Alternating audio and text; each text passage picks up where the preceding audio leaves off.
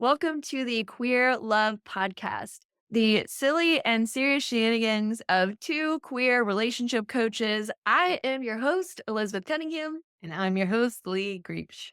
On this podcast, we talk about how to live your best queer life with fulfilling, healthy relationships and anything else that makes your little queer heart happy. Because living your life outside of the heteronormative scripts is totally possible for you. Each episode, we explore all things queer love from our professional perspective as relationship coaches, our own personal experiences, and as partners. If you love our show, follow us on TikTok, Instagram, or Twitter at Queer Love Relationships. You can also check out our website, www.queerloverelationships.com. Thanks for following us and enjoy this episode. Welcome to the Queer Love Podcast. Got it.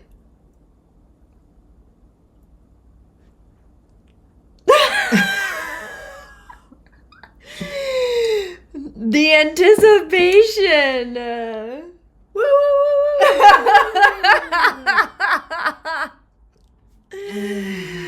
woo. Somebody loved that. Somebody. It was all for you, somebody. Someone. How are you feeling today? I'm okay. How are you feeling? I'm good. Had a good morning so far. Well, there you go. That's what matters. Agreed. Charlie's having a good morning. Charlie's about to just pass out right now. Charlie has tired herself out playing. What are we talking about today? We are talking about staying connected with humans, with humanness in a quickly advancing technological world. Yes. And why is that important for relationships? Well, if you want to be in relationships with humans, you're going to want to stay connected to them.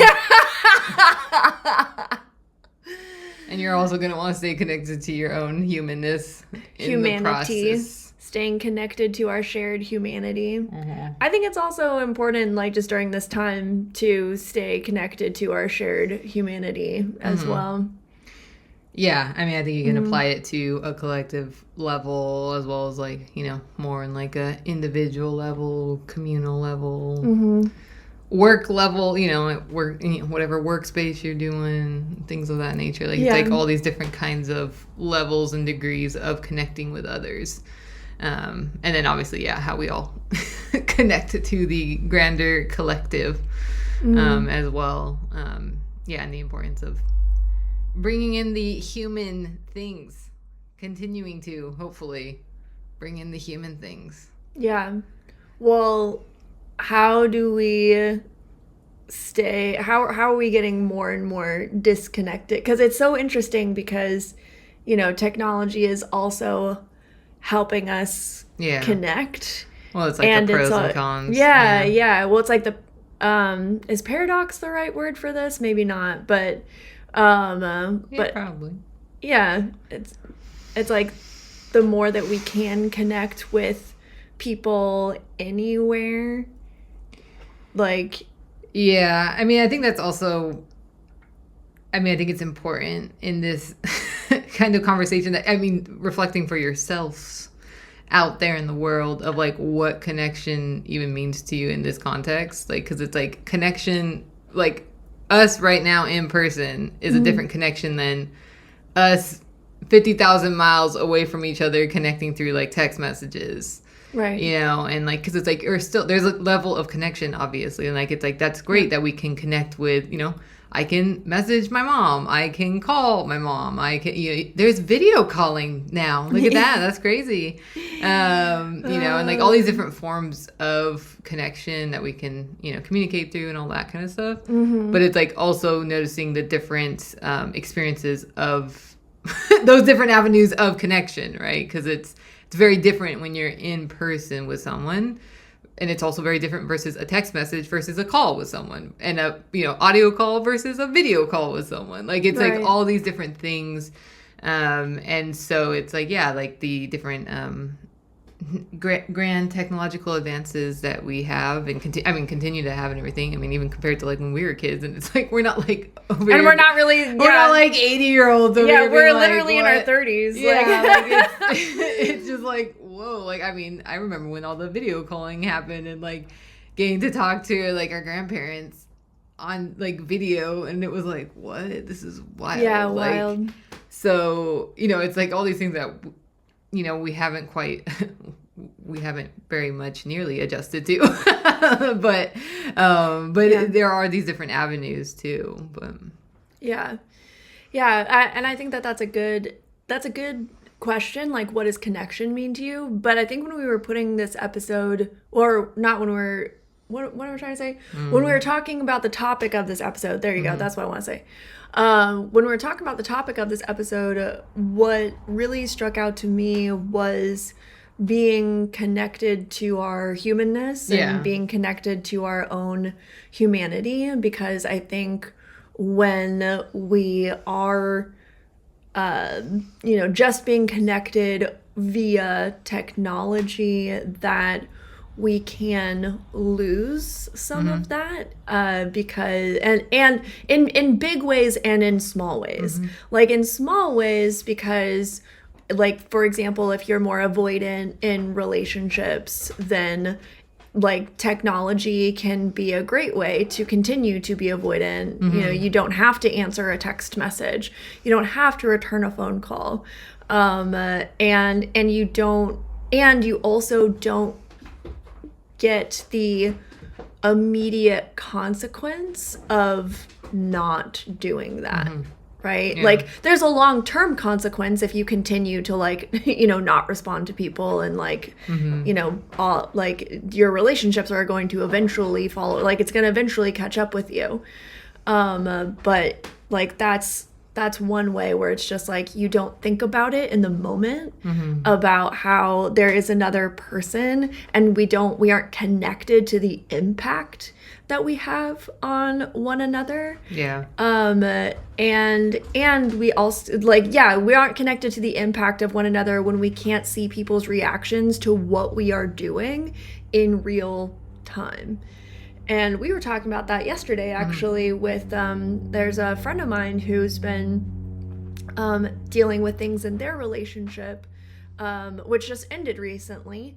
But one of the things that she was sharing with me was that it made such a difference for her to have someone in person that she could talk to, because she could see their response, like their bodily response, their facial response to her describing what was going on in the relationship, rather than just getting, voice notes and text messages from friends about, that she was sharing with via text message. And so it's like, even in the ability to get that feedback, that's like getting the impact of what we are doing, but also getting the feedback in communication, that then impacts your relationship, and it impacts also like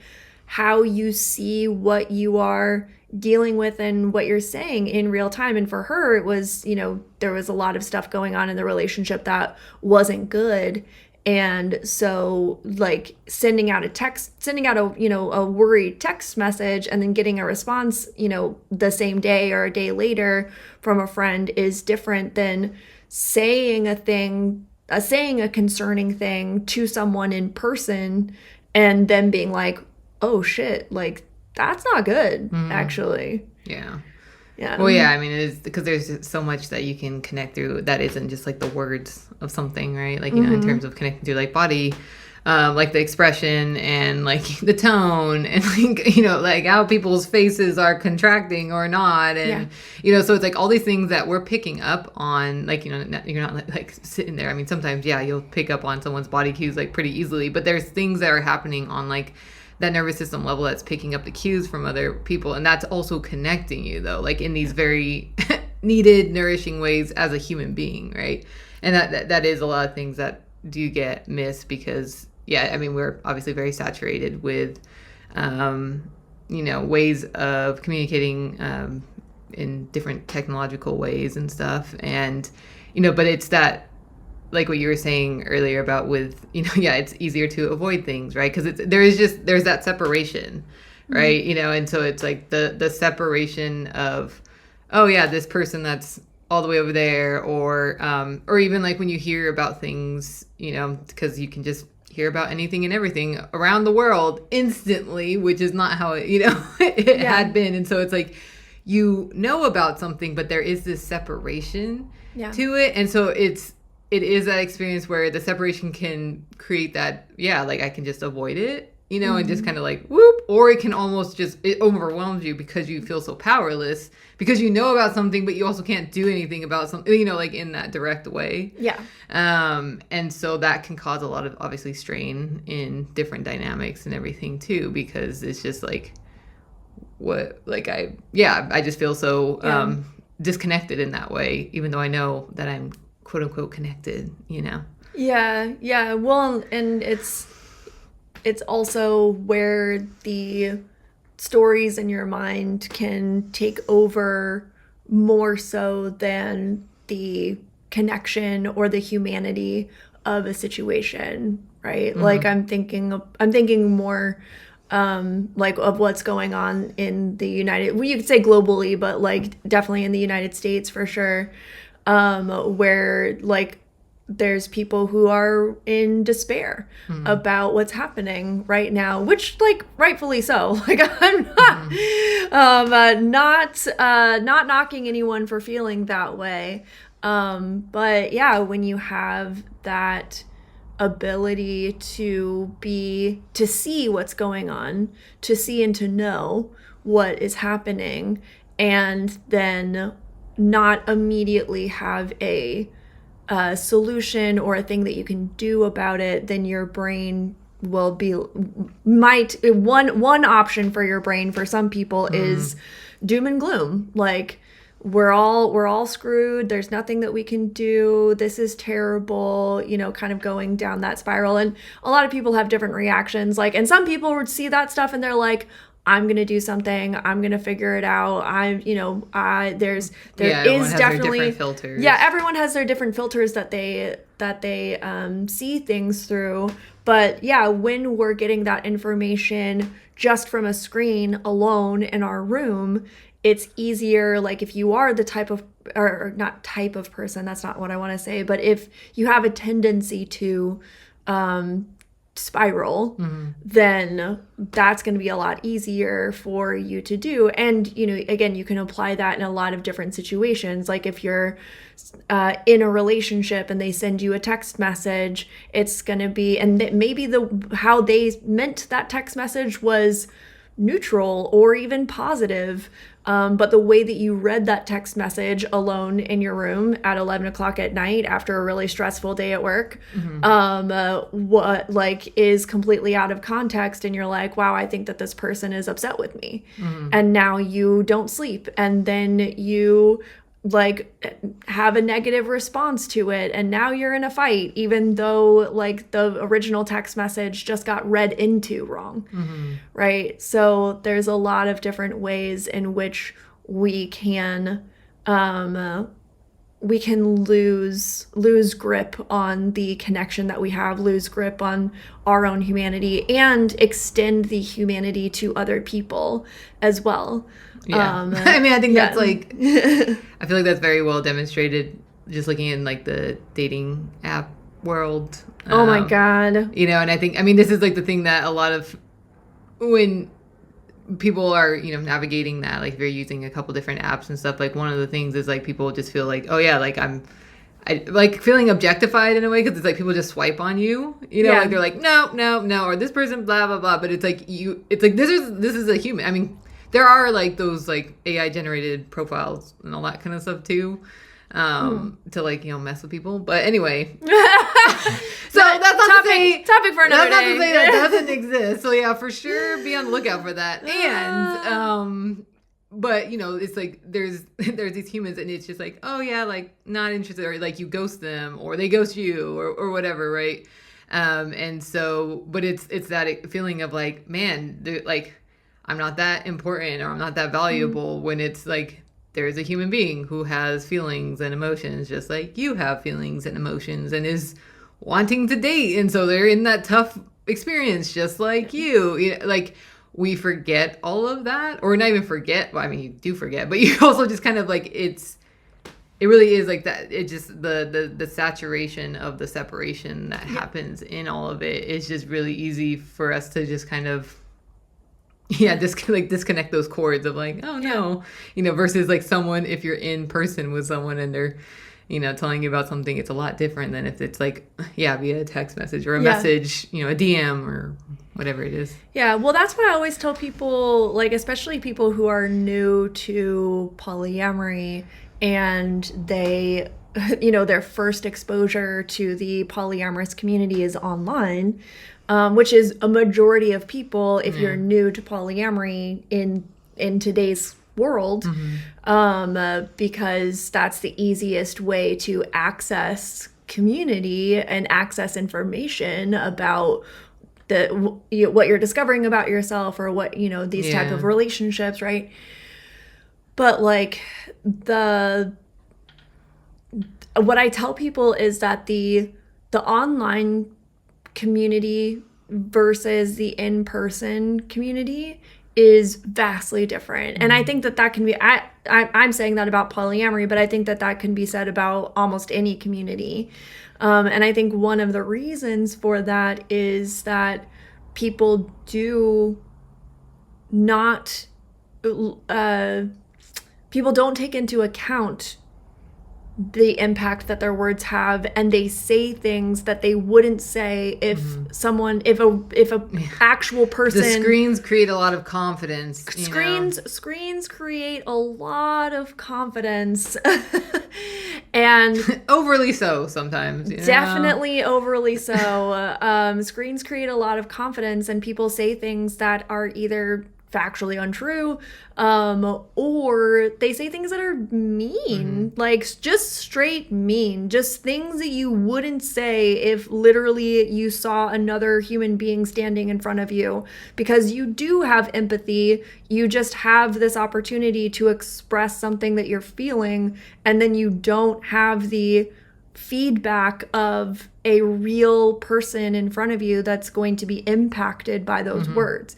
And you do have to, and I do this for myself, like, and I've been doing this exercise for myself for years, because I used to do sales. I was like a sales rep for a couple different companies, and so you're just like calling people over and over and over and over and over again.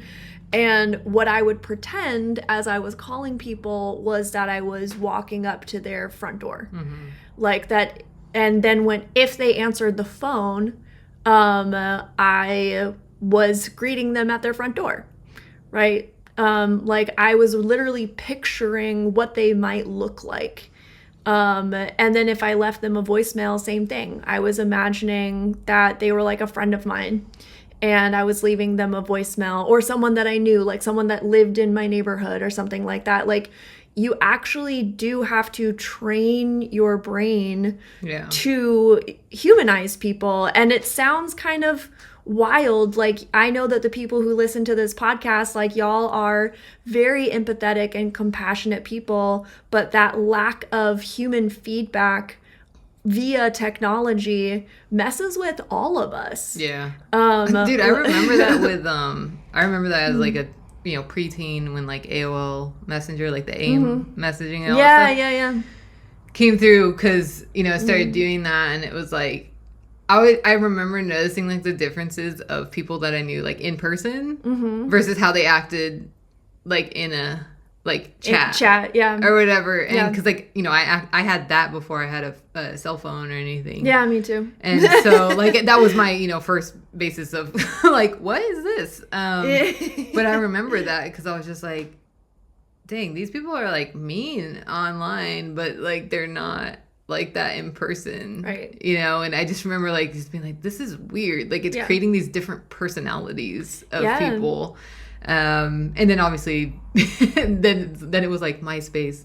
And then like, I never had a MySpace. No, I had a MySpace for like I think like a year or something. Or maybe I had a MySpace, but I was never on it. Like I don't know. Yeah. No, I had a MySpace, and I remember the same thing. But it was just so interesting because it's like you can be such different personifications of yourself, right, or of just, I mean, that's why people like the online space. It's like, it kind of does create that thing of like, I get to be whoever I want to be, right? Right. And I guess it's like, okay, I guess if who you want to be is an asshole. Yeah, no, I mean, like, then that's, I guess that's telling about your personality. I don't know. No, like, it's true though.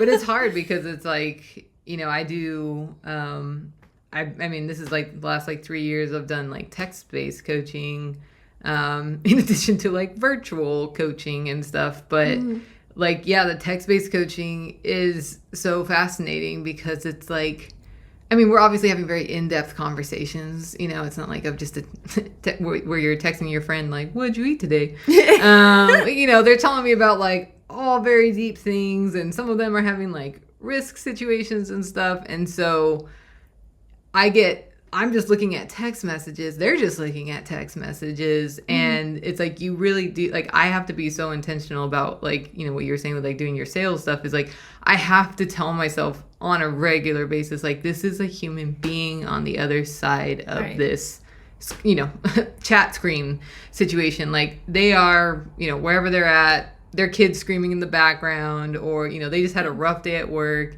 They just told me they had a panic attack, like, so I'm like imagining the scenario based off of what they're telling me. Like, this is what's going on. And like I have to like really picture that for myself to go, okay, like this is where they're at, because it can be so easy, especially after having, like 16 sessions or something. Like, you're just like, I am tapped out over here. But it's like, then this person is right there, through the screen. And it's like, you wouldn't just tap out in front of a person. Right. Like, you'd be like, I'm tired for sure. Like, not saying that, but it's not like, oh God, this thing or whatever.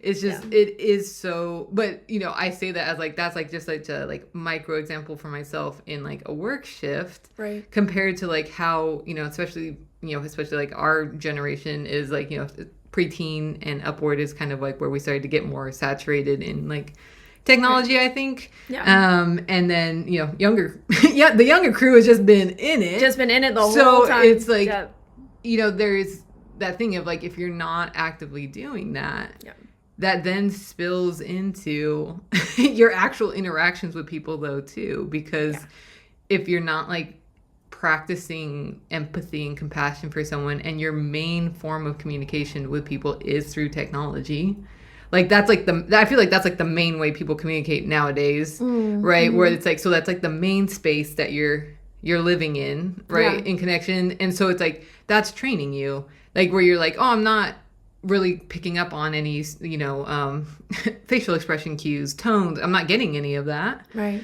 And then you're in, line for the cashier at the grocery store or whatever. Or maybe you're not, because you're going to the automated view.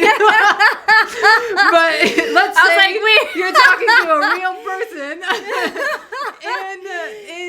in life. And then it's like, a lot of people struggle with like picking up on the social cues now. Right. And or like picking up on something and be like, oh, what's wrong with this person? Like, why are they mad at me? Or this or that. Or like, you're not picking up on something, and then you're like not picking up on the fact that someone is upset, or, things of that nature, which then spills into your actual relationships, in vivo. It's just like, you're not picking up on those things. And that's like, why is my partner mad at me? It's like, you weren't noticing any of the things that they were like saying to you through these other forms, because we're just not getting a lot of practice in that, oftentimes. Yeah, I'm thinking of, and this is an example of like kids, but like kids are also a reflection of what is going on in humanity as well. Like, how kids are like, I believe that kids are the most authentic expression of what's going on in humanity. It's like, because they don't have a filter, and they're not hiding anything, and they just act off of like how they're feeling and what they see, right? And one of the things, especially after the pandemic, when people started going back into classrooms, one of the things that people saw was how children spoke to their teachers and to other kids that mimicked the way that people speak to or in technology, right? Like talking to Alexa, like people not being polite, right? To like the devices in their house that they can now talk to. Dude, that right? like I've thought about that ever since those things came up. Because I hear people. I would hear this one guy in the neighborhood. He was such a jerk to Alexa. My God, I like felt... and then kids are going. And to then school. his kids were around. Exactly, and then kids are going to school, and like there was a story that I heard that like this kid like cussed at his teacher. Yeah. But the way that he spoke was like he was talking to, like, mimicked the way that his parents had been speaking to the technology in their home. Right. So it's like you are teaching communication. That you are. You're to a person or a human. You know, you're talking to whatever AI creature. It's like, but you're teaching those skills. Right. And kids aside, what you're doing, because I know that, you know, the people who listen to this podcast are pretty much all adults. But like kids aside, how you are speaking on a regular basis is also training yourself. Like the things that you're doing repetitively, you are training yourself in that. The things that you're doing or you're not doing. Right. It is you direct. So then when you get into a situation where you do want to have better social skills, better communication, where you do want to present a version of yourself that is able to connect in a more authentic way with your fellow humans, it's hard. It's harder because you haven't been practicing. And the practice that you've been getting on technology, you haven't been thinking about it in a way of connecting with your humanness and the other person's humanness. And so it is something that you do. And I'm glad that Lee and I both have examples here. I'm just like, because, you know, obviously we work in this space and we also like do things over technology all the time. My business is 100% online. Right now. Most things are. A lot of things. Exactly. A lot of things are. And, but like you have to be so intentional about being like, I'm a human, they're a human. What is the human interaction that I want to have right now? What's the intention for me here? And I know for myself with my clients, and I'm sure that Lee can attest to this as well, but with myself and my clients, when we do start to practice, even just like if it were a dial on a knob, even if we just dialed it up one, you know, you don't have to like dial it all the way up. Like, even if you just dialed it up one, you were at a 4, now you're at a 5, in that level of intentionality, like that does make a difference. And reminding yourself of that, even like, you know, I have a bunch of sticky notes right here. Like, even if you put like a sticky note next to your computer or like an alarm on your phone that's like, I'm talking to a human who has a life and who has problems and who has insecurities and who has doubts and who has a family and who has a history and who has dreams. Like, I'm talking to a fully fledged human being right now. How do I actually want to be with this person? You know, and it also reminds me, I feel like I'm a little on a rant right now, but like it also reminds me of a post that I saw some time ago that was like, if you actually stopped and took a moment or a couple minutes to think about and empathize with your fellow human beings and everything that we're dealing with right now. Like, you would be on your knees, like actually taking the time to extend that empathy.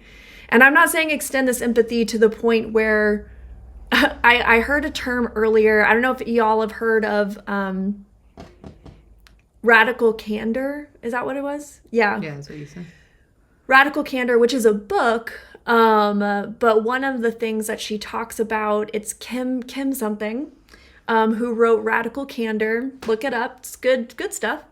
But one of the things she talks about is ruinous empathy, which is not radical candor, but like ruinous empathy is feeling so overwhelmed by empathy for people that you aren't that it's hard for you to be authentic and honest because you don't want to hurt someone's feelings. Right. Yeah. No, right? It's like the extreme side of it. Yeah. I mean, that's like the thing of like, you know, especially as people that work with folks in like these deeper kind of emotional spaces, it's the thing of like, yeah, you have empathy, but it's the thing of empathy versus compassion. Right. And so it's like, if I'm empathizing too much with my clients, you know, I'm not actually able to hold the space that is safe for them to like feel, you know, regulation. I'm like, that's my job in that space, is to be that for them. So it's like, I need to turn up compassion for them versus like just drowning in empathy. Right. You know, and so it's the same thing as just walking around as a human being in this world where you're like,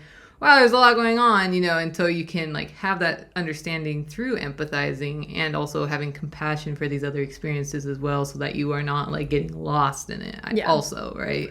Because I think people either go from like empathy or checking out. It's like there's a different path.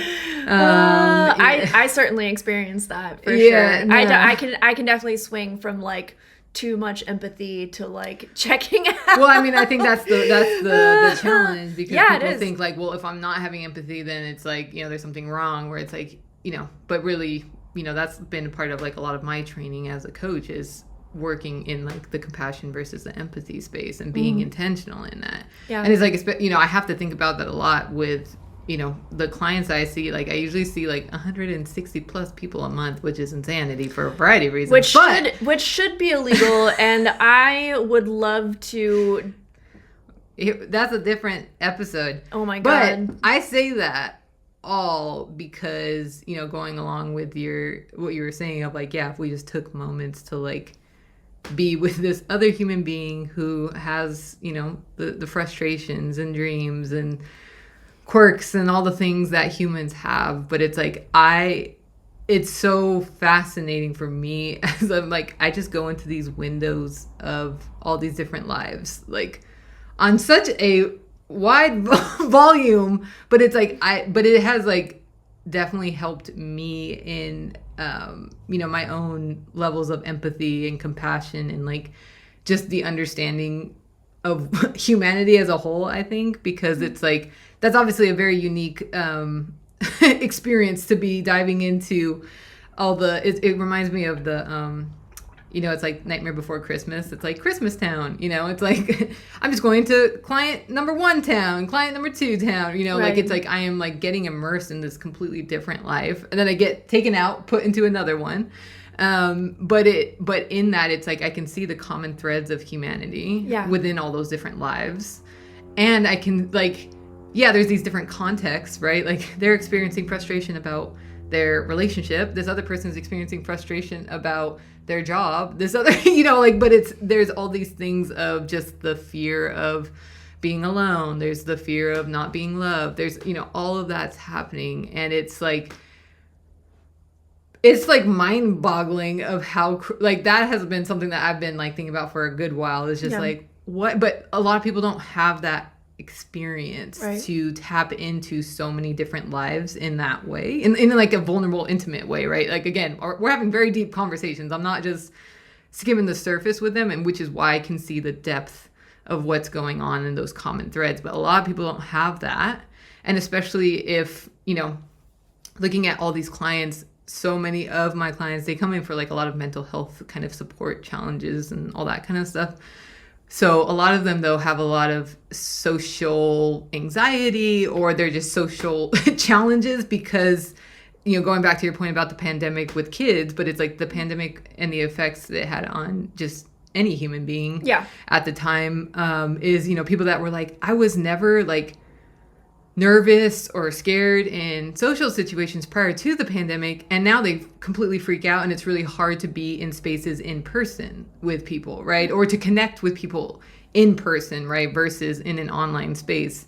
And so, a lot of their goals are going to be around how to connect with humans in person, right? And it can be in very simple ways, like, going to the grocery store and going to the checker line instead of not, or talking to your neighbors a little bit more, or whatever it is, because it's just like adding back in those skills. But it feels really hard because you constantly are getting pulled into these tech kind of spaces, and the other point of what all of what you were sharing too is that because of like the saturation we have from these, like hearing everything from everywhere all at once, is like it's really easy for us to check out, and then that just impacts our own level of like emotional understanding of ourselves. And then then it feels even harder, obviously, to connect about empathizing with other people too. And so it's that thing of, well, I don't like, I have I always want to like, this is like, if you're watching, I'm like, hands are on my face every time a client tells me this, because I'm just like, okay, we can start there. That's fine. But, but the thing of, talking about like their emotions, or like, what are you feeling right now? Or, kind of like getting an understanding of what could be at play.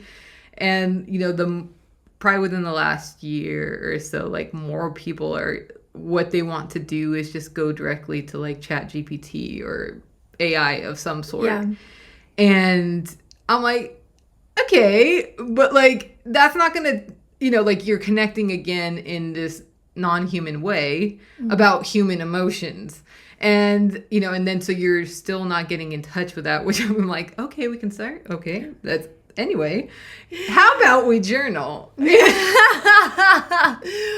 Well, it's like my therapist who has and I have even done, been doing this work for a while, and like connecting to my own emotions and not over intellectualizing my emotions, which is also my tendency to do that as well. But my therapist just this last week was like, you're still in your head a lot about your emotions, and I want you to be in your body more. And like, again, even with the, with the work that I do and with the practice that I do, it's still like, again, like when we're in such a habit of talking about something, and also in the mindset that, this is what I see, is that people are in the mindset of, if I know something, it means that I'm doing something, which is like true and not true at the same time. Like, knowing about your emotions is a step, but knowing about your emotions, like, talking to ChatGPT is knowing about your emotions. That's not feeling your emotions. Yeah. And it's certainly not embodying your emotions. Far cry from that. But like, it is a step in, like, when I first started on my, getting to know my emotions journey, that is where you start. That is where you start, is getting to know your emotions. Especially if you're someone who has just been in your head a lot. Like, an access point to your emotions is just to start to get to know them, right? But when you're trying to learn emotional intelligence, when you're trying to process emotions, when you're trying to actually feel your emotions, it's completely different, right? And going back to connecting to our humanity, and remembering our humanity and remembering and connecting with our humanness in this technological age and in relationships is the ability to not just know about your emotions, but is to feel your emotions. And I think more and more, and this is what, Lee was speaking to, but it's, I see it in my clients as well, but more and more people are able to talk about their emotions, which is great. But they're still not feeling their emotions. And which means if you're not feeling your emotions, also means that you're not processing your emotions either. And if you're not processing your emotions, you're not connecting with your emotions, you're not connecting with your emotions, then it's harder to empathize with people. Yeah. Right. Yeah, no, I mean, I think that's the, kind of the main theme that I'm hearing with everything that we're talking about is like, there's so many like obstacles you have to get over. Yeah. like through all these different technological things to actually tap into empathy. And, I think that also just speaking, I mean, again, you can look at it on the collective level, you can look at it an individual level, personal relationships level, but because of being able to access all these different things and look up this or be like, what does it mean if this is happening? All that kind of stuff. It can easily just create so much more division than would be getting created if that wasn't in play.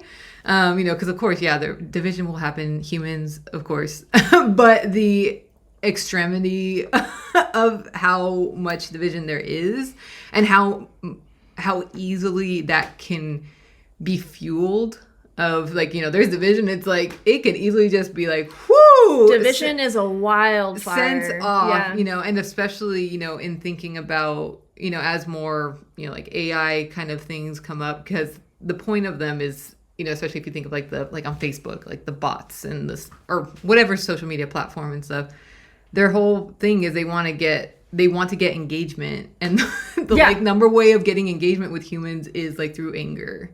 Is like what they have found. And so they start to instigate things, right? And so you're arguing with a bot who wants to rile you up, and then their whole mission is engagement. Yeah, they want engagement. And so then they're instigating that even more. And then so now there's just more anger and hate in the world. And now that just keeps getting fueled more and more. Right. And so it just continues to, that obstacle of empathy is getting like, it's just been pushed way away. It was a little speed bump, and now it's like this giant mountain over there. And so it's really hard because people, it's such a challenge because, you're getting all these tough emotions kind of built up inside of you, but a lot of times we're not feeling through them, processing through them, or people are going on and, talking to whatever AI thing of like, this is what happened in my relationship. My partner did this and da-da-da-da. And then the bot's like, oh my God, dude, your partner's a jerk. Like, or, whatever. And it's like, you've literally just put all of your bias into this thing that wants to please you. What do you think's going to happen? Right.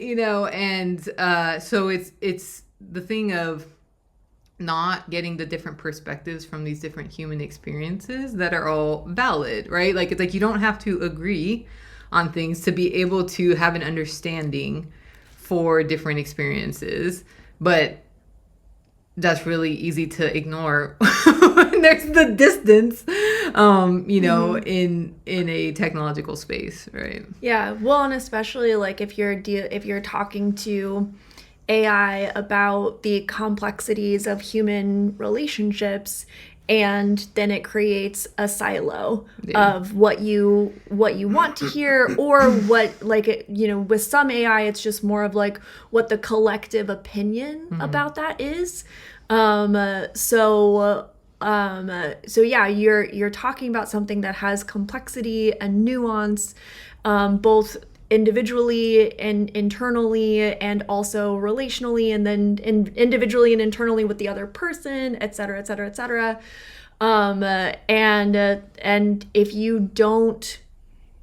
you are not able to decipher what, like, if you're not able to take that with a grain of salt, right? Which I think a lot of people have a hard time with.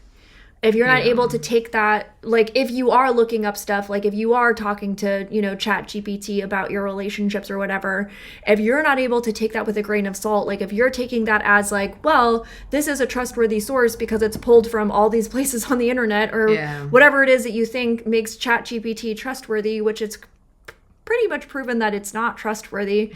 I think the last statistic that I read about ChatGPT is that it was like 37% factually accurate. And so yes, so bad. And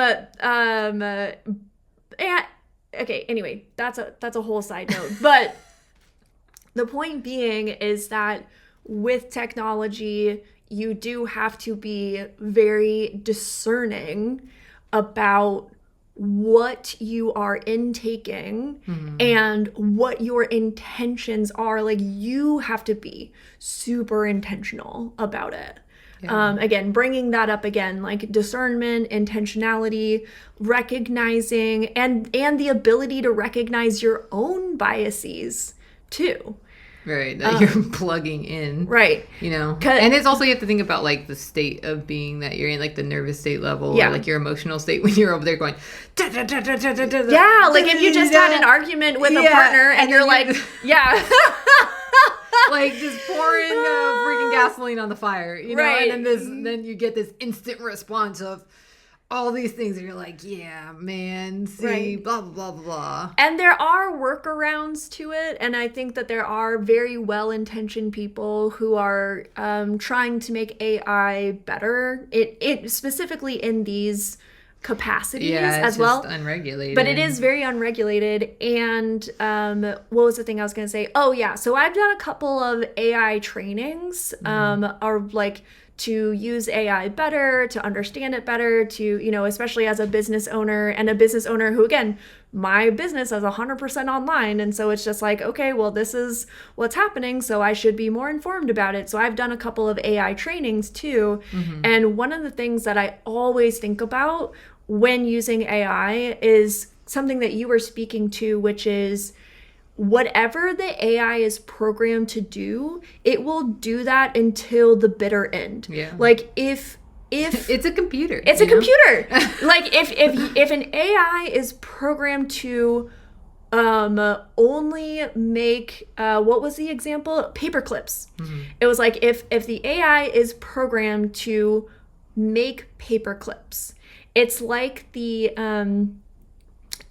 broom in Fantasia with Mickey, right? Where it's like, it is going to make paper clips even until all the metal in the world is run out. Because that's what it's programmed to, like, it has no concept of like the impact that would have on the earth, on society, on the inhabitability of Earth, like on production, on workers, on anything, on how much paper clips are actually needed in the world, right? Like it has no concept of that because its only programming is keep making paper, make paper clips. So when interacting with technology, we have to also be critically thinking about what is this technology being programmed to, what is this technology programmed to do? Because we are the stewards of that. Right. And I think that we, in staying connected to like our humanity and our humanness and gaining some empowerment as well, is to recognize that we are the stewards of this stuff. Like we are not at the whim of anything, even though it might feel like it. So like in you being connected to your own humanity and to other people's humanity, and that we are the steward, we are the creators, we're the creators of this stuff. We are the stewards of this stuff. Is being able to look at it from a perspective of empowerment and also responsibility. Like it is your responsibility to be intentional, to be discerning, to think critically, to stay connected to your own emotions and your own humanity and the humanity of everyone else. Right? Like, that's our responsibility. And it is challenging. Yeah. Because it's like the overuse of it, right? Yeah. Because I think that's been a challenge, that I've seen with clients for sure, but it's also because, I work in the tech space. And so it's really interesting for me because like at the company, it's like you have the more corporate tech side, and then you have the care side, which is full of like therapists and coaches, right? And so the therapists and coaches over there, like human connection, empathy, yeah. And at the corporate side with like all like the, more of the programmers, the engineer types, they're like, I just want to create a cool computer bot thing. Like they're just kind of like, oh my God, how can I make this thing cool? Right. And it's thinking about like what is programming what? What is their level of, understanding of human emotions and whatnot as well? And like, even if you're programming your own freaking thing, it's like, again, it's going to come through your bias and like your understanding at that point in time as well. Yeah. And like recognizing that there is that limitation. Like, again, the AI thing is not going to understand the complexity of human emotions. Even if you say you understand the complexity of human emotions, like that's not, that's not how it works, right? Like, I don't know what it feels like to be full of wires and things of that nature because I am not a computer. So I wouldn't tell you like how that feels, but like, it's understanding that it's, I think a lot of people think, oh, it's the fix all for a lot of situations or problems. Some and then people that do leads think into that, leads into the overuse, right, of the thing. Yeah. And so it's like I'll have clients that are, they make their own GPT thing or whatever, and they're just like, I just put everything in and then it just tells me what to do and all this. I'm like, you're not even thinking for yourself anymore, right? Because people just think it's the fix all. And it's not to say, okay, you can't get like ideas, go for it, get some ideas. But again, it's like, are you just relying on that? Because like I had one client that I had to work on this one so much because her like action steps at the end of each session, like she's thinking of all these great ideas. Like she's such a good brainstormer, very intelligent woman where I'm like, girl, you don't need a computer whatsoever, but she's so intelligent. And then her action step would be like, oh, I'm going to go talk to ChatGPT to figure out how to do this. I'm like, okay, we're going to stop with that. And, and like, she finally stopped, thank goodness. But I was just like, you don't need it. Yeah. Like, you don't need it at all, actually. Like you can create all this. And it was always so funny too, because like the things that she would create in like ChatGPT versus the things she would create on her own. I'm like, the things that you create on your own are so far way, like they're so much better, way over there, leagues better. And then like the things on ChatGPT, I'm like, dude, that is so like basic and like lifeless, like you're just like, I mean, I guess that could work for sure. Right. But what? And I mean, I think that's the thing for me with, seeing how like more people maybe are like overusing or like relying more on, and these are in different contexts, not just for work, but for things with relationships and stuff. It's like, what's the word? The word is like, things of like that humans are creating. Yes, it takes a little bit longer. It does not instantly get created, but it's like the things that humans create or the way that you interact with each other based off of things that like you're moving through stuff in relationships or you're brainstorming for work and stuff. It's like, it's so much more vibrant and like full of life compared to like the dryness of things that can get it gets instantly created for sure. Yeah. But it's just like, it's so different. Like, it's like the thing with like AI art, like generated art, right? Or songs or things of that nature versus human created art and stuff. It's just like, you can feel so much more through that versus, something that's not. Yeah. And I think I see that as the danger more of, how we relate to our own humanity and then like the humanity of other people is like you need to stoke that warmth that we have versus like letting it die out, right? Because I think that's what makes, And so it makes it so, I'm like, I just think of all the like freaking sci-fi movies. It's like, it's always like the, you know, cold tech kind of whatever robots versus the fleshy humans. You know, and obviously that's like the extreme of it, but it's like that same thing. It's like the cold versus the warmth, right? Like it's like the lifeless versus the life. And, you know, I think it's also people are just getting more and more confused in their own ways of like, but this AI creature is, you know, like, there's like the things about like, oh, AI, like podcast hosts and stuff. Like people have like, you would be AI and I would, you know, be talking to you or whatever. But then, so like things like that and like AI generated voices and all that kind of stuff, people are like, oh, they should have rights and stuff. And I'm like, what? What do you mean they should have rights? What?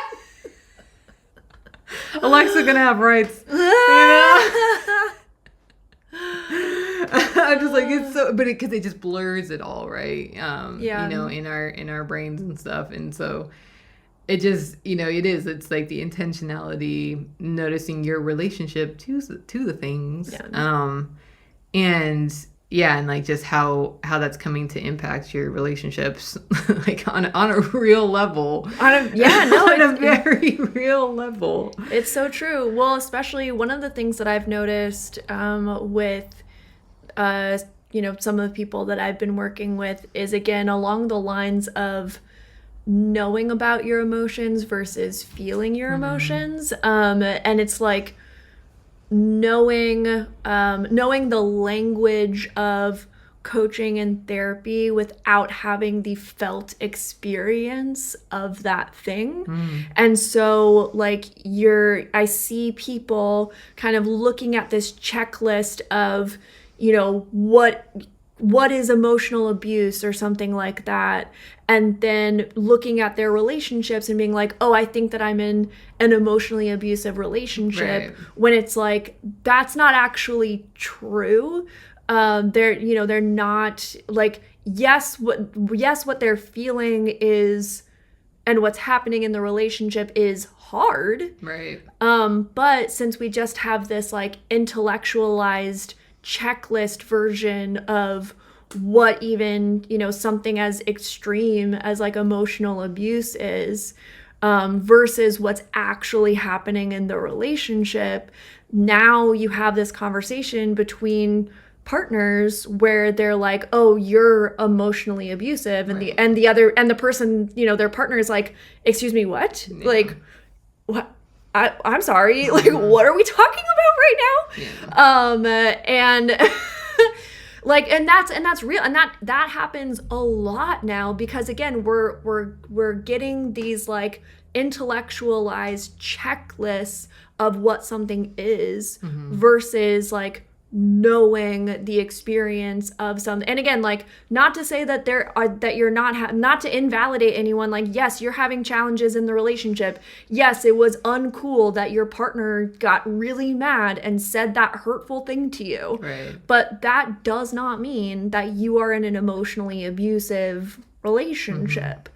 Right? And so when we have this information so readily available, and also then you have an AI, you know, bot telling you like, oh yeah, maybe you're in an emotionally abusive relationship, that causes a lot more issues than it solves. Right.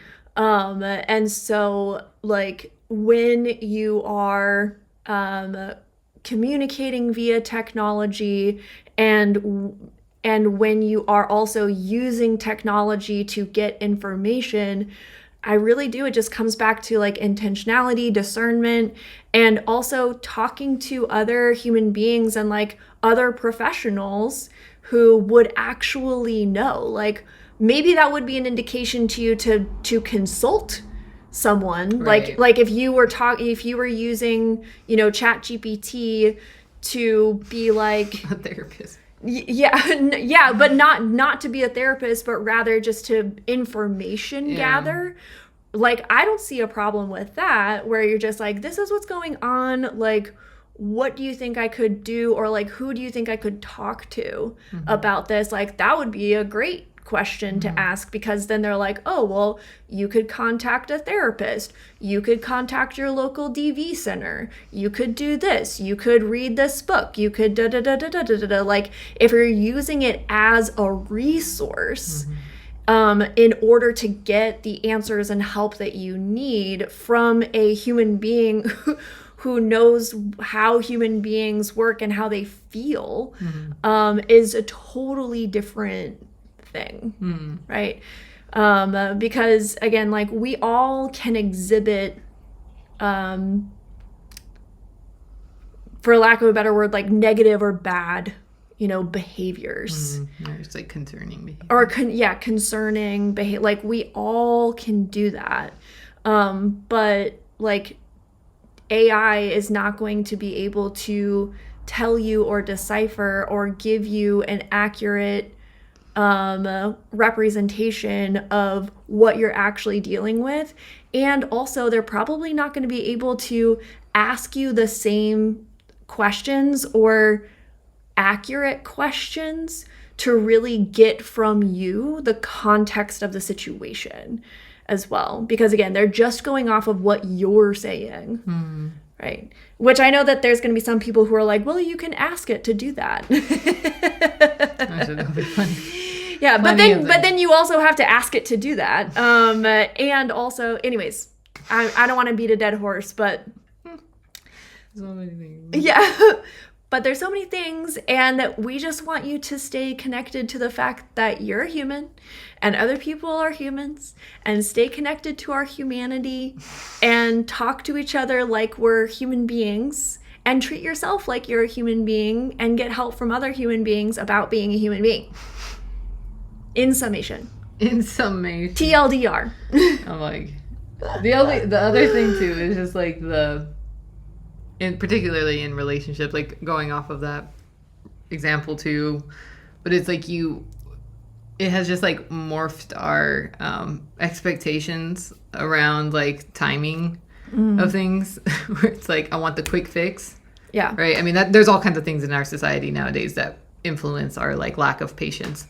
But like, I think especially, I mean, that's why a lot of people use, like ChatGPT stuff. It's like instant, like, yeah. I don't want to wait until my therapy session on Thursday. I don't want to wait, or even just doing more in-depth research yourself is like, I'm not going to do that. Why would I do that? Right. And so someone was bragging the other day about not reading books, and I was like, that's not a brag, friend. Oh no. But that's what I'm like, people, there's all so many things, but it's just like it's the lack of like being able to be in a tough situation where you don't have anything clear, because people they want the quick fix. They want something clear to be like, see, look, I can do this, right? They want just so they can be out of the quote unquote hard experience, right? But then that comes into your relationship where you have a lack of patience for one another, because you're like, you're not changing fast enough. Hello, I inputted change this behavior. Right. I told you what was wrong. Why didn't you fix? Yeah, like, it's changing, it's changing that. And you're also like, it's like that mentality that it's just like, we just need to fix this. We just need to fix this, where you're not like actually understanding what's going on. And also the fact that, when it comes to being with the emotions and processing emotions, it's like, that's going to benefit your relationships, because you're actually able to be with what's going on, how it's impacting you, how it's impacting them, how it's impacting the relationship. And that all takes time, and that all takes like discomfort.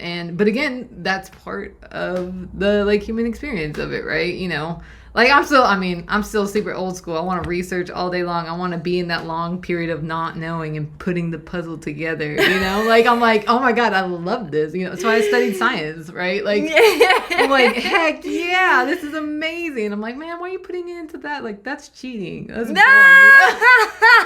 Like, I'm just like, what? No. I see it. It's so funny because I see it in a different light, because I'm also someone who like, I do like to problem solve, but I do like to, I want to know all the things. Like, I want to know all the things about it.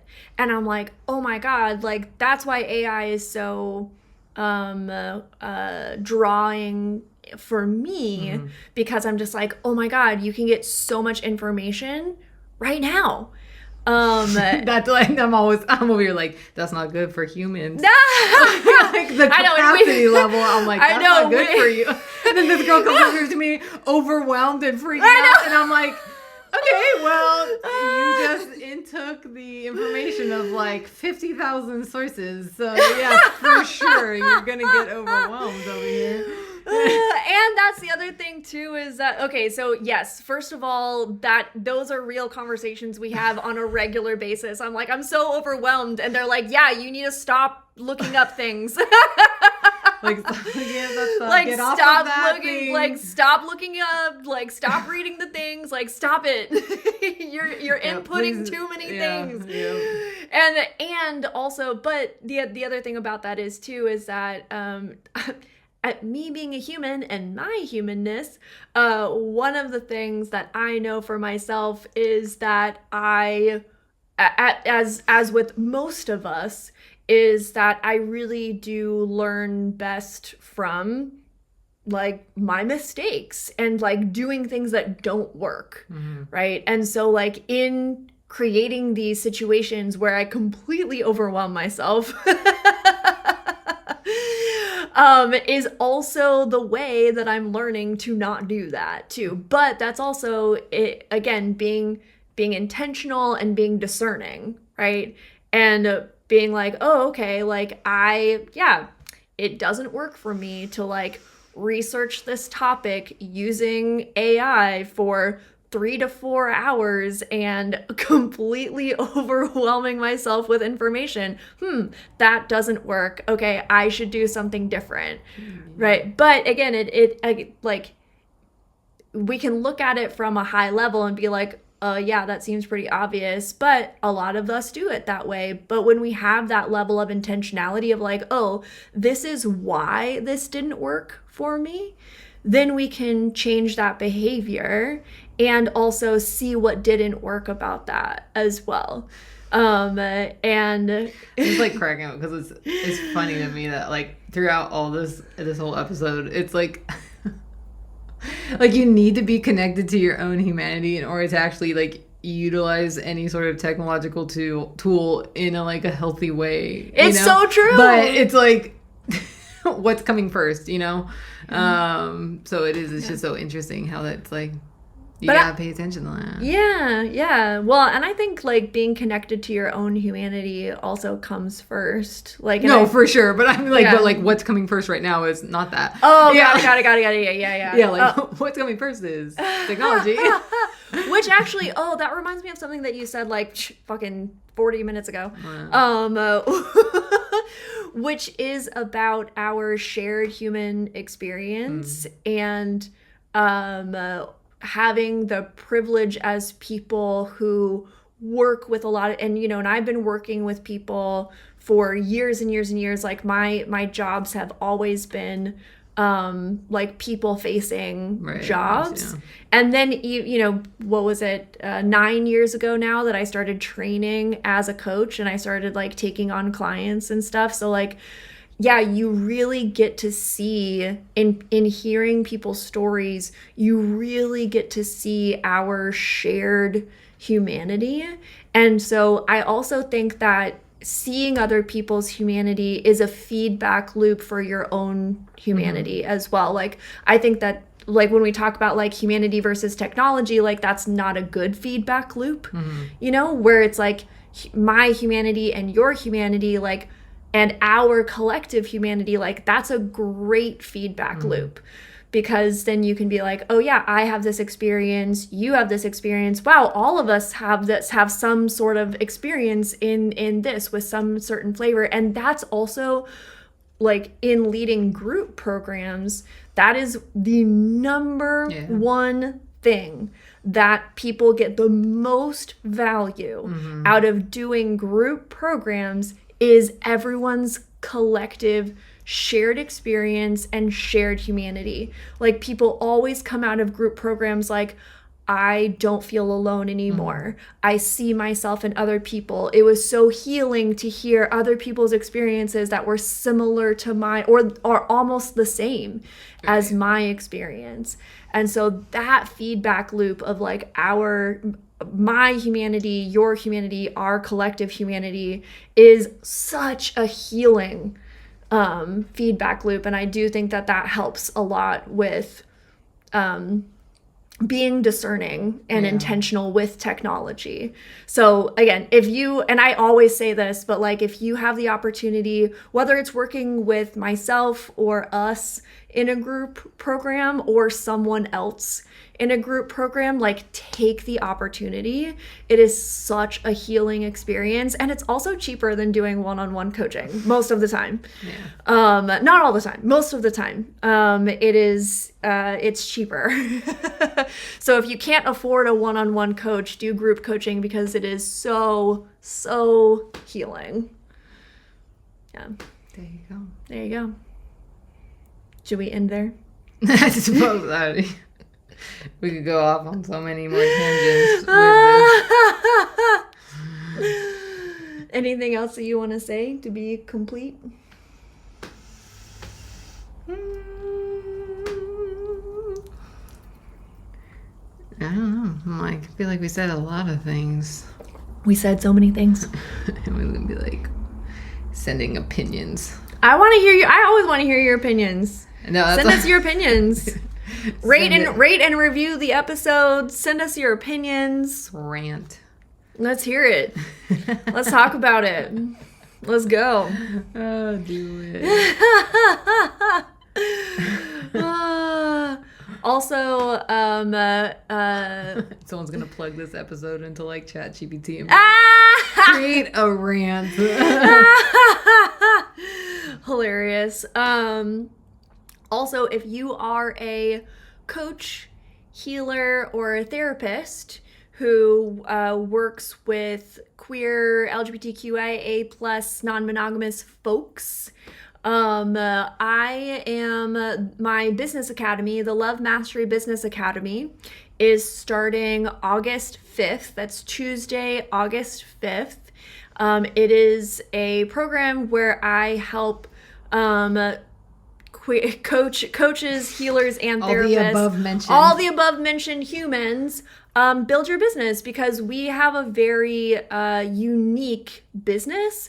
We serve very unique customers, and thus we need to be able to, again, with this feedback of like knowing your own humanity, knowing others' humanity, knowing the humanness of everyone, and like, and also then how do you create a business that embodies that feedback loop, right? That really does. I was thinking, don't plug it into ChatGPT. Don't plug it into ChatGPT. That's what I'm saying. Because your business is you. Your business is our community. Your business is creating authentic relationships. Like, that's what you're doing. And so I help people create authentic, like, relationship-centered businesses. And so if that is something that is of interest to you, please apply for the program. Again, it starts on August 5th. The link is in the bio. You know the drill. Where is the link? We have to solve a riddle. Link is in the description. Blah blah blah. Go check it out. Apply. I would love to hear from you. And I would love to have a conversation with you about if this is the correct program for you, because this is also, like, again, I run a relationship-centered business, so this is not a business program that's just like, oh, well, you have money, you have a business, okay, we'll do this program. Sign up for it then. Right. That's not what this is. Like, this really is about, is this the right fit for you? Is this a type of business that you want to build? Am I the right even coach for you? Like, I really want this to be the right fit because I want your business to succeed. Regardless of whether you coach with me or somebody else, I really want your business to succeed. And so that's why I have the application process. That's why we're going to have a phone call and chat about it, because I am very committed to making sure that people are making the decision that works for them, rather than just being like, oh, okay, well, just sign up for it, figure it out later. Not what I'm trying to do. Cool. Cool. So go do that. Go click on it. There you go. Anything else you want to share? No. We love you. Just looking at Charlie. All right, y'all. Talk soon. Bye. We hope you enjoyed this episode of the Queer Love Podcast. We would love to hear from you. Drop us a line on TikTok, Instagram, or Twitter at Queer Love Relationships, or email us at queerloverelationships@gmail.com. If you are interested in working with us, follow the Linktree link in the show notes. See if our offers resonate with you, and if they do, sign up with us or book a discovery session. We are so grateful that you're here, listening, learning, and growing with us. Until next time, keep loving.